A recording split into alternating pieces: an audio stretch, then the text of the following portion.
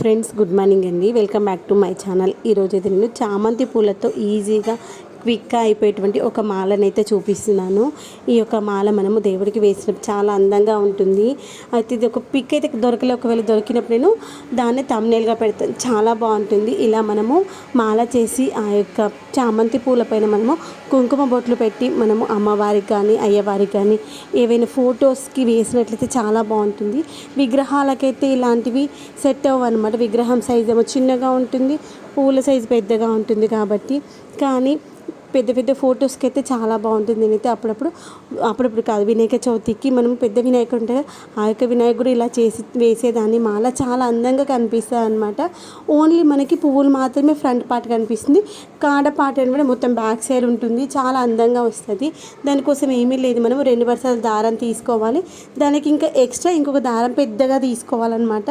ఆ 2 వరుసల దారాల్లో రెండింటిని ఒకటి పైకి ఒకటి కిందికి అనుకుని మధ్యలో మనము పువ్వు పెట్టేసి దాన్ని గట్టిగా పట్టేసుకోవాలి. 2 దారాలను ఒక దగ్గర పట్టేసుకొని ఇంకొక ఎక్స్ట్రా దారం ఉంది కదా, ఆ దారాన్ని కుడి నుండి ఎడమకు వేసి ఆ యొక్క గ్యాప్లో నుండి పైకి తీయాలన్నమాట. ఇప్పుడు నేను వీడియోలో చూపిస్తాను కదా, ఆ విధంగా తీయడం వల్ల అక్కడ మనకైతే ముడి పడుతుంది.